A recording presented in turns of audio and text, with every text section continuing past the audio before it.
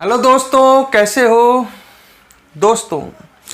हम last video में हम पढ़ रहे थे चैप्टर रासायनिक बलगति की केमिकल काइनेटिक्स।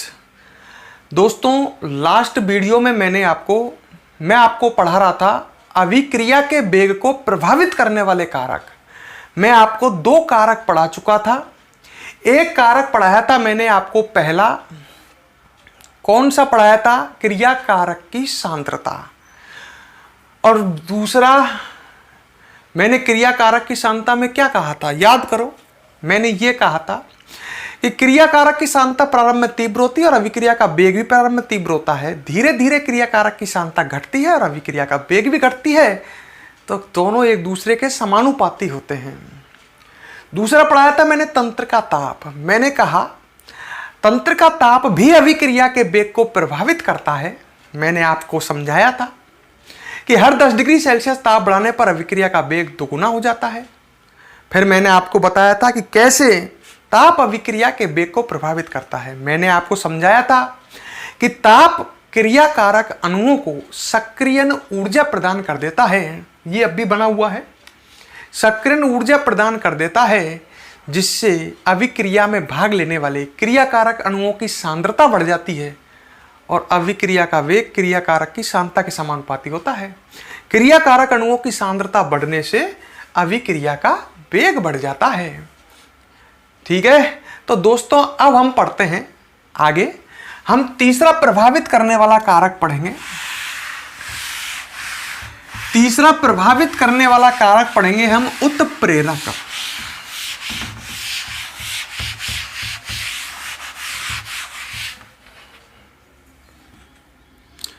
तीसरा प्रभावित करने वाला कारक पढ़ेंगे उत्प्रेरक, कैटालिस्ट। कैटालिस्ट उत्प्रेरक कैटालिस्ट। उत्प्रेरक जो होते हैं वे अभिक्रिया के वेग को परिवर्तित कर देते हैं। ये आप सुनते आए होंगे। उत्प्रेरक ऐसे पदार्थ होते हैं जो अभिक्रिया के वेग को परिवर्तित कर देते हैं। तो आप खुद ही बताइए, क्या उत्प्रेरक अभिक्रिया के वेग को प्रभावित करने वाले कारक नहीं हैं? तो हम लिख सकते हैं उत्प्रेरक क्या करते हैं? उत्प्रेरक अभिक्रिया के वेग में परिवर्तन कर देते हैं। अभिक्रिया के वेग में परिवर्तन कर देते हैं। वे स्वयं अंत में अपरिवर्तित रूप से शेष रह जाते हैं। ये जो बात लिख रहा हूं इनको ढंग से समझ लेना। अपरिवर्तित रूप से शेष रह जाते हैं, मतलब उत्प्रेरक क्या करते हैं? अभिक्रिया का वेग तो परिवर्तित कर देते हैं, पर खुद का कुछ नहीं बिगड़ता। उनका खुद का कुछ नहीं बिगड़ता। स्वयं अंत में वैसे की वैसे ही शेष रह जाते हैं जैसे अपने डाले थे। तो उत्प्रेरक का खुद का कुछ नहीं बदलता, पर वो अभिक्रिया के वेग को परिवर्तित कर देते हैं। उत्प्रेरक दो प्रकार के होते हैं, आपने सुना होगा। तो ये बात भी लिखता हूं, उत्प्रेरक दो प्रकार के होते हैं।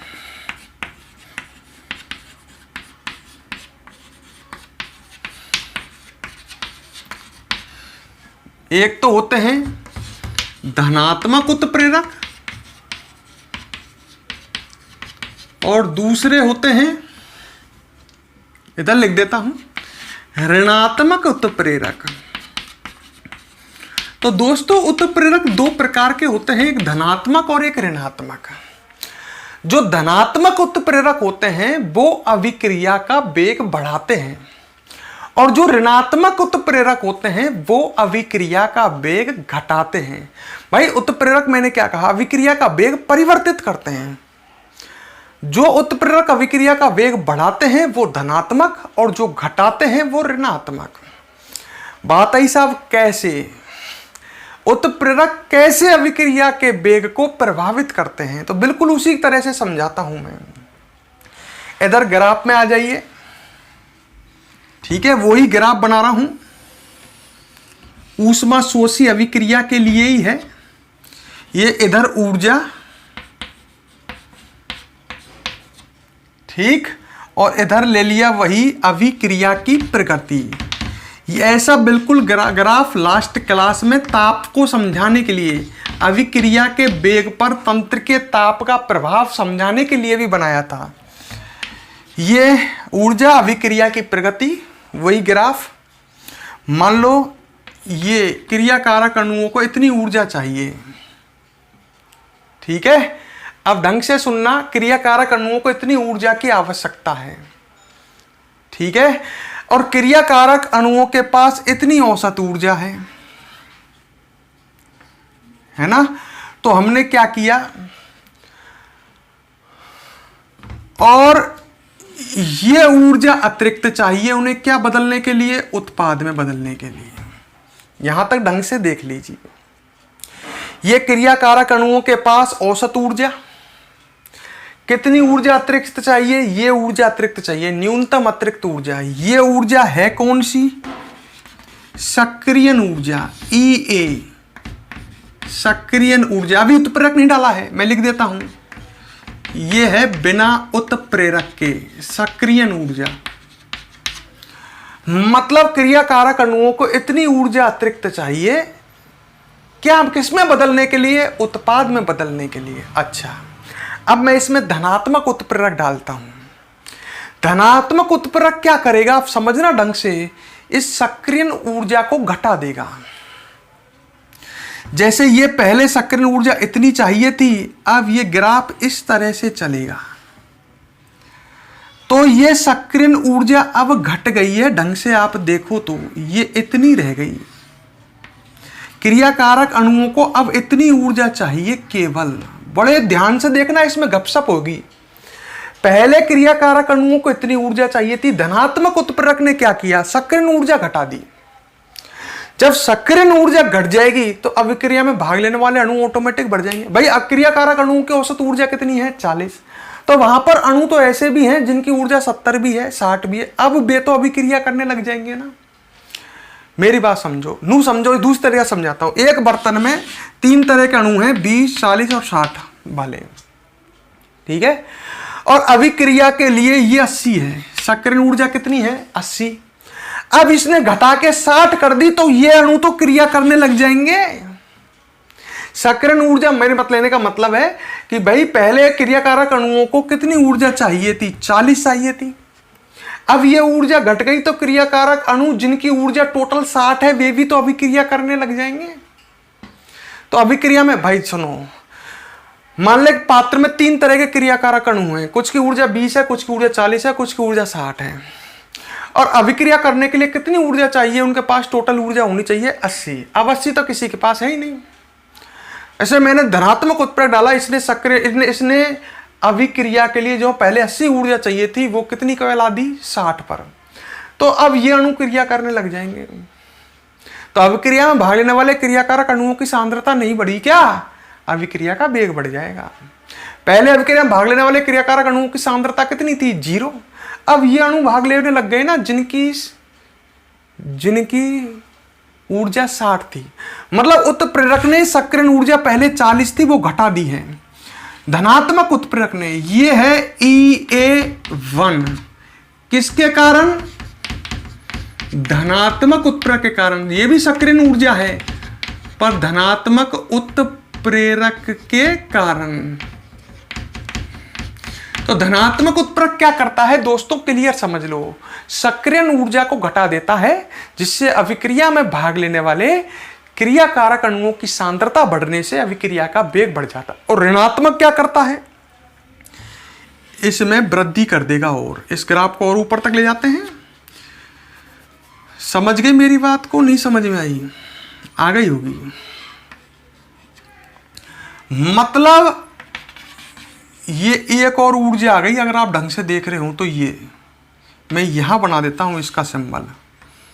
ये है EA3 सक्रियण ऊर्जा, पर ये किसके कारण है, ये है ऋणात्मक उत्प्रेरक के कारण। जो ऋणात्मक उत्प्रेरक है दोस्तों, वो सक्रिय ऊर्जा को बढ़ा देता है। देखो पहले सक्रिय ऊर्जा 40 मान लेते हैं, तो धनात्मक उत्प्रेरक के कारण वो 20 रह गई, ऋणात्मक उत्प्रेरक के कारण और बढ़ गई। तो ऋणात्मक उत्प्रेरक दोस्तों क्या कर रहा है, वो सक्रिय ऊर्जा को बढ़ा देता है, जिससे अभिक्रिया में भाग लेने वाले अणुओं की संख्या घट जाती है। ये धनात्मक उत्प्रेरक के कारण, ये बिना उत्प्रेरक, देखो क्रम वाइज देखो, ये धनात्मक के कारण, ये बिना उत्प्रेरक के, और ये वो बड़ी वाली ऋणात्मक उत्प्रेरक के कारण। तो ऋणात्मक उत्प्रेरक ने सक्रिय ऊर्जा को बढ़ा दी और धनात्मक ने घटा दी। तो हम इस बात को लिख सकते हैं, अगर आप समझ रहे हो, ये ग्राफ मैं बना रहने देता हूं और इसको आप भी बना लेना। इसको तो इधर बना के पटक देते हैं और बाकी बातों को यहां लिखते हैं। कैसे लिखते हैं, यहां लिखते हैं कि धनात्मक उत्प्रेरक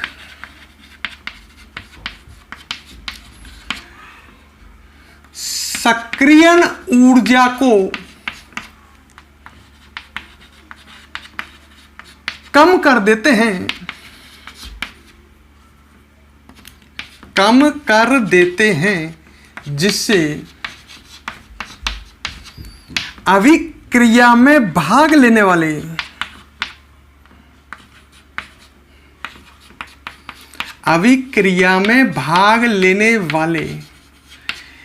क्रियाकारक अणुओं की सांद्रता बढ़ने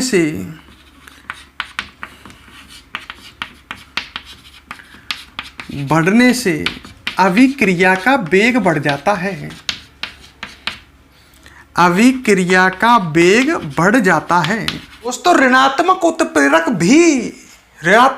क्या करता है, ऋणात्मक उत्प्रेरक जो होता है वो सक्रिय ऊर्जा के मान में वृद्धि कर देता है। उल्टा, धनात्मक उत्प्रेरक का उल्टा, वो सक्रिय ऊर्जा को बढ़ा देता है, जिससे क्या होगा, अभिक्रिया में भाग लेने वाले क्रियाकारक अणुओं की सांद्रता घट जाने से अभिक्रिया का वेग घट जाता है। पॉइंट की बात समझो, काम की बात। ताप भी अभिक्रिया का वेग बढ़ाता है और धनात्मक उत्प्रेरक भी अभिक्रिया का वेग बढ़ाता है। ताप कैसे बढ़ाता है, ताप क्रियाकारक अणुओं को सक्रिय ऊर्जा दे देता है, जिससे अभिक्रिया में भाग लेने वाले क्रियाकारक अणुओं की सांद्रता बढ़ जाती है, अभिक्रिया का वेग बढ़ जाता है। उत्प्रेरक क्या करता है, धनात्मक, यह सक्रिय ऊर्जा को घटा देता है, जिससे अभिक्रिया में भाग लेने वाले क्रियाकारक अणुओं की सांद्रता बढ़ जाती है, अभिक्रिया का वेग बढ़ जाता है। मतलब बात को बारीकी से पकड़ो तो यह कहना चाहता हूं, ताप सक्रिय ऊर्जा को प्रभावित नहीं करता है और जो उत्प्रेरक होते हैं वे सक्रिय ऊर्जा को प्रभावित करते हैं। धनात्मक उत्प्रेरक घटा देता है, ऋणात्मक बढ़ा देता है। दोस्तों वीडियो को पॉज करके फटाफट नोट करना, इसको पूरे को नोट करो। ये ग्राफ भी बना लेना। ग्राफ बड़ी सावधानी से बनाना, एक जटिल ग्राफ है और ऊट पटांग बना हुआ है, तो इसको आप बहुत ही सावधानी से साफ सुथरा बनाएं। तो फटाफट वीडियो को पॉज करें और इसे बनाएं, जिससे हम आगे बढ़ें।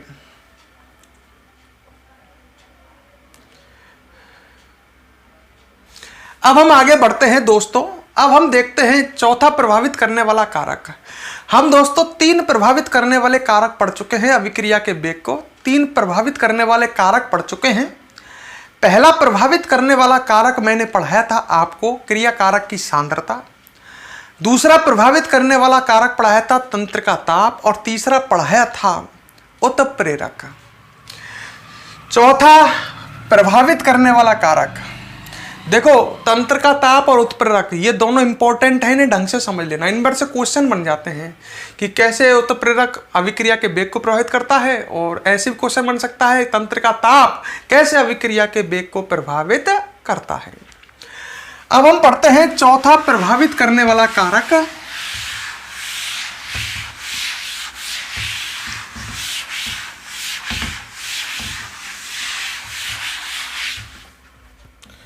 चौथा प्रभावित करने वाला कारक है सूर्य का प्रकाश, सनलाइट।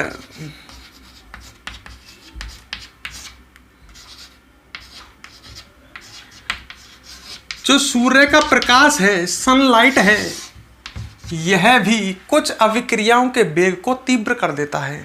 मेरी बात को दोबारा सुनो। सूर्य का प्रकाश कुछ अभिक्रियाओं के वेग को तीव्र कर देता है। जैसे मैं एक एग्जांपल देता हूं आपको।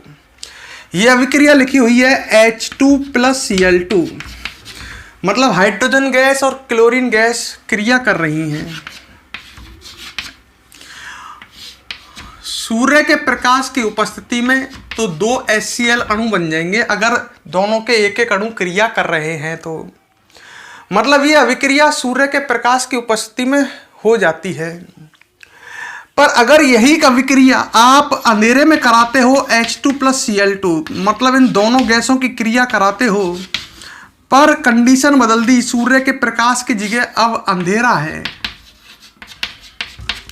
तो ये अभिक्रिया नहीं होगी। मतलब इस अभिक्रिया का वेग 0 आएगा। जब क्रियाकारक उत्पाद में नहीं बदलेंगे तो इकाई समय अंतराल में क्रियाकारक की सांद्रता में परिवर्तन नहीं होगा।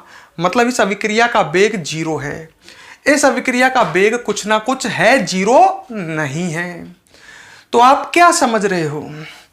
मतलब अंधेरे में वेग 0 है और सूर्य के प्रकाश की उपस्थिति में कुछ ना कुछ वेग है। मतलब इस अभिक्रिया का वेग सूर्य के प्रकाश की उपस्थिति में तीव्र हो गया है। यही तो मतलब निकला। क्यों हो गया? देखो, सूर्य के प्रकाश में होती है विकिरण, परावैंगनी किरणें, एक्स किरणें वगैरह। सूर्य के प्रकाश में जो विकिरण होती है, इनके पास ऊर्जा होती है। ये ऊर्जा क्रियाकारक अणुओं के बंधों को वियोजित कर देती हैं। जैसे इसके बंध टूटेंगे तो ये बनेंगे, इसके बंध टूटेंगे तो ये बनेंगे, H2 के बंध टूटेंगे। तो जो सूर्य के प्रकाश में विकिरण होती हैं वो क्रियाकारक अणुओं के बंधों को वियोजित कर उन्हें अधिक क्रियाशील कर देती है। जैसे H2 अणु का बंध टूटा तो परमाणु बने, और परमाणु हमेशा अधिक क्रियाशील होते हैं अणु की तुलना में।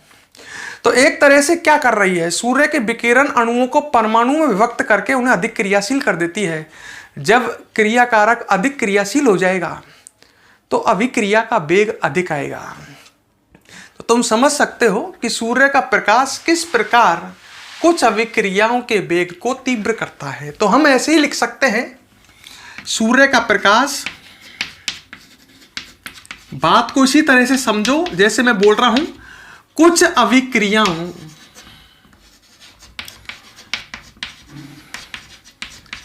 के वेग को तीव्र कर देता है। कुछ अभिक्रियाओं के वेग को तीव्र कर देता है। क्लियर? फिर आगे के लिखेंगे, सूर्य के प्रकाश में उपस्थित विकिरण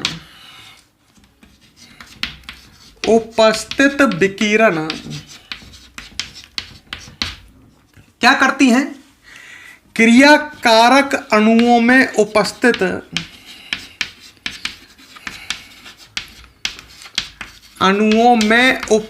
बंधों को वियोजित कर, बंधों को तोड़कर, बंधों को वियोजित कर उनकी क्रियाशीलता में वृद्धि कर देती हैं। उनकी क्रियाशीलता में वृद्धि कर देती हैं।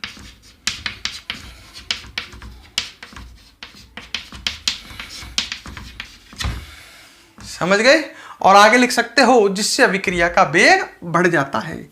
इसको मिटा देता हूं, दोबारा लिख दूंगा, जिससे अभिक्रिया का वेग बढ़ जाता है। तो आप देख सकते हो, सूर्य का प्रकाश भी कुछ अभिक्रियाओं के वेग में परिवर्तन कर देता है, जिससे अभिक्रिया का वेग बढ़ जाता है। और एग्जाम्पल में आप ये रिएक्शन लिख लेना हिंट के तौर पर, जिससे आपके समझ में आ जाए। H2 और Cl2 गैस क्रिया कर रही हैं। H न्यू किसको दर्शा रहा है? सूर्य के प्रकाश को। क्या बन जाएगा? 2 HCl। पर अगर यही गैसें आपस में क्रिया करेंगी अंधेरे में तो क्रिया नहीं होगी। तो यहां पर आप समझ सकते हो, यहां वेग 0 है, यहां कुछ ना कुछ वेग आ रहा है। तो इस अभिक्रिया का वेग सूर्य के प्रकाश की उपस्थिति में बढ़ गया है। क्लियर? तो इसको आपको ये समझ में आ गया होगा। आप इसको फटाफट हेडिंग डालो और इसको पूरे को फटाफट नोट करो। पोज करके चलते में नोट कर रहे हो क्या?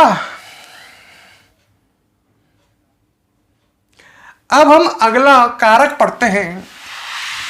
तो हम 4 प्रभावित करने वाले कारक पढ़ चुके हैं और 5वां प्रभावित करने वाला कारक पढ़ते हैं।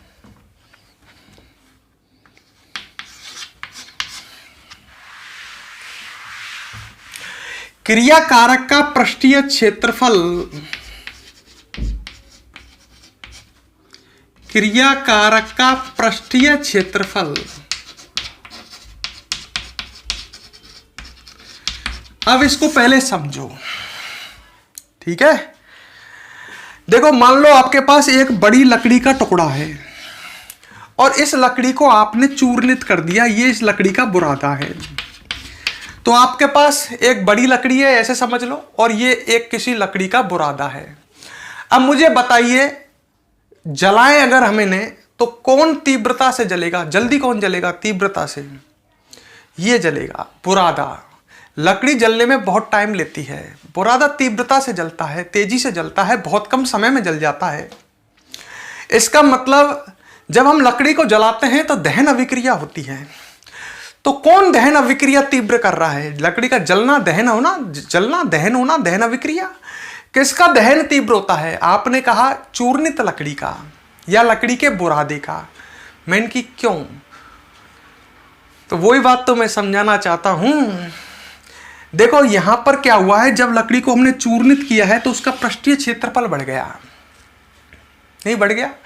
देखो, पृष्ठीय क्षेत्रफल होता है पृष्ठ सतह का क्षेत्रफल।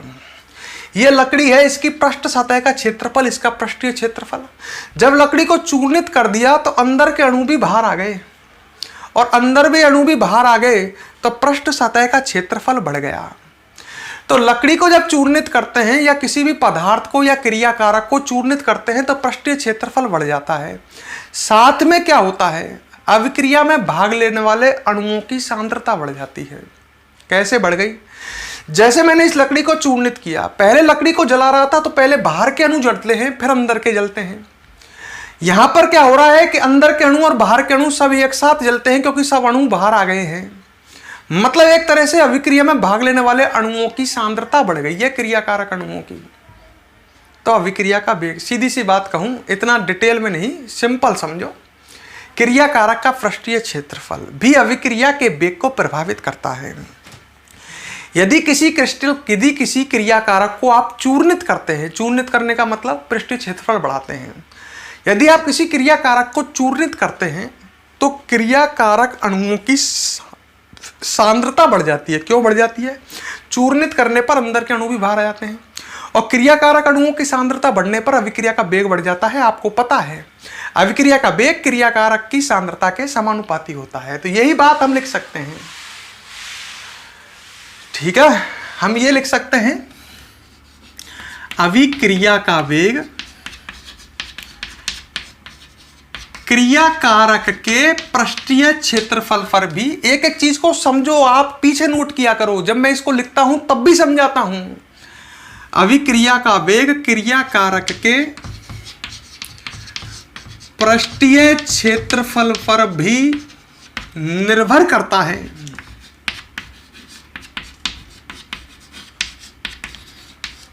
ठीक है, आगे सुनो।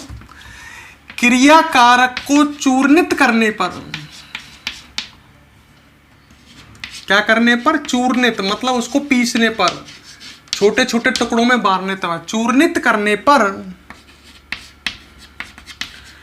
क्रियाकारक अणुओं की सांद्रता बढ़ने से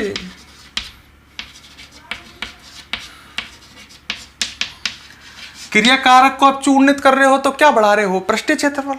क्रियाकारक अणुओं की सांद्रता कैसे बढ़ जाएगी? अंदर के अणु भी बाहर आ जाएंगे। तो क्रियाकारक को चूर्णित करने पर क्रियाकारक अणुओं की सांद्रता बढ़ने से अभिक्रिया का वेग बढ़ जाता है। उदाहरण लिख सकते हैं, जैसे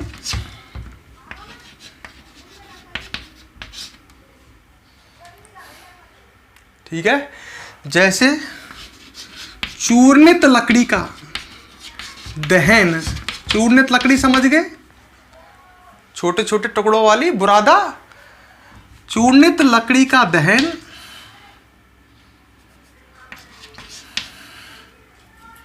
या ऐसे लिखा हूं, लकड़ी को चूर्णित करने पर उसका दहन तीव्र गति से होता है।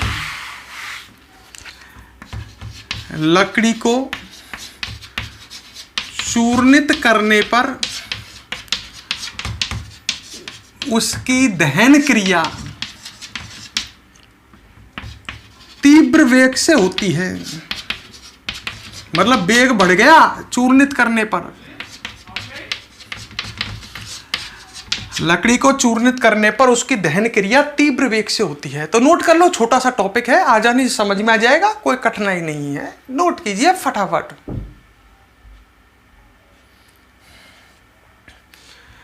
ठीक है, और एक लास्ट और है, उसको भी पढ़ ही लेते हैं, पीछे के लिए क्यों रखें।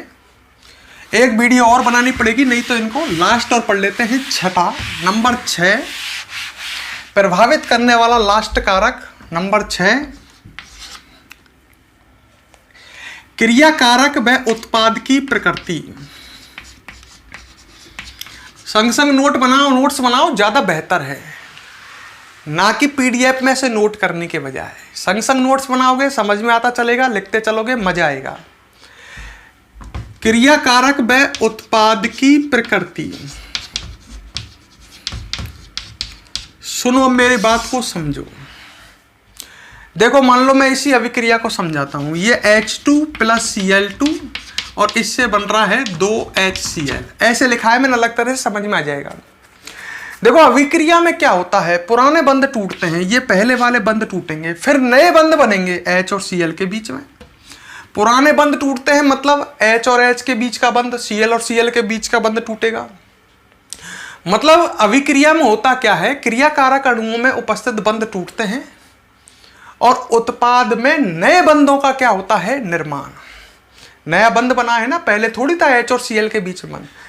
तो अपन कह सकते हैं कि रासायनिक अभिक्रिया में क्रियाकारक अणुओं में उपस्थित बंध टूटते हैं, वे नए बंध बनने से उत्पाद का निर्माण होता है। ठीक है, अब मुझे बताइए अभिक्रिया का वेग कब तीव्र आएगा इसका। अगर क्रियाकारक अणुओं में उपस्थित बंध दुर्बल हों, तो बंध दुर्बल है तो आसानी से टूटेंगे, आसानी से उत्पाद बनेगा। यदि क्रियाकारक अणुओं में उपस्थित बंध दुर्बल हों और उत्पाद में बंध प्रबल बने, अगर बंध प्रबल बनेंगे तो आसानी से बनेंगे, दुर्बल बंध हैं आसानी से टूटेंगे, तब अभिक्रिया का वेग तीव्र आएगा। मतलब क्रियाकारक ऐसा होना चाहिए जिसमें उपस्थित बंध आसानी से टूटे हैं, क्योंकि अभिक्रिया के दौरान क्रियाकारक के बंध टूटते हैं। अगर क्रियाकारक ऐसा है जिसके बंध आसानी से टूटे और उत्पाद ऐसा है जिसमें निर्मित बंध प्रबल हैं, तो अभिक्रिया का वेग तीव्र आएगा।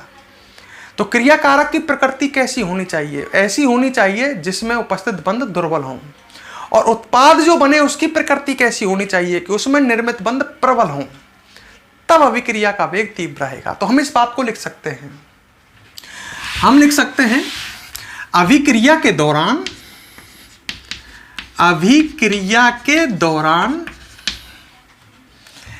क्रियाकारक अणुओं में उपस्थित बंध टूटते हैं, में उपस्थित बंध वियोजित होते हैं या टूटते हैं, लिख देते हैं, टूटते हैं वे नए बंध बनने से उत्पाद निर्मित होता है।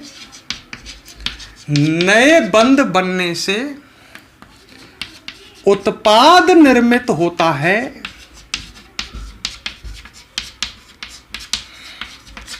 आगे लिखते हैं, यदि क्रियाकारक अणुओं में उपस्थित बंध दुर्बल,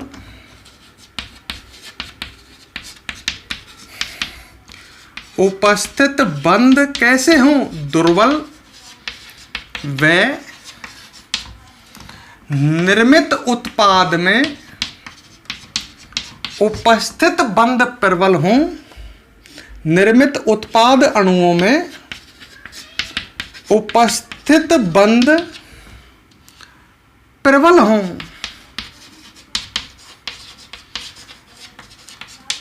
तो अभिक्रिया का वेग तीव्र होता है। समझ गए होंगे क्यों? अगर क्रियाकारक में बंध दुर्बल होंगे तो आसानी से टूटेंगे और उत्पाद में बंध प्रबल होंगे तो आसानी से बनेंगे। अभिक्रिया का वेग तीव्र होगा। तो आसानी से समझ सकते हो। वीडियो को पॉज करके फटाफट इसे नोट कीजिए।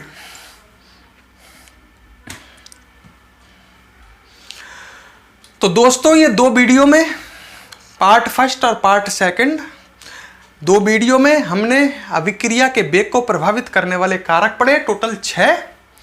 पहला कारक पढ़ा हमने क्रियाकारक की सांद्रता, दूसरा पढ़ा तंत्र का ताप, तीसरा पढ़ा उत्प्रेरक, चौथा सूर्य का ताप, पांचवा सूर्य का ताप पढ़ा, पांचवा पृष्ठीय क्षेत्रफल क्रियाकारक का, और छठा पढ़ा क्रियाकारक व उत्पाद की प्रकृति। तो इस तरह ये टॉपिक पूरा हुआ। इंपॉर्टेंट टॉपिक है, इसमें से क्वेश्चन आते हैं। ढंग से समझ करके लिखें और नोट्स बनाएं। वीडियो पसंद आए लाइक और कमेंट जरूर करें। देखते होंगे कितने पसीने में, कितनी गर्मी में आपके लिए वीडियो बना रहे हैं बिना किसी स्वार्थ के।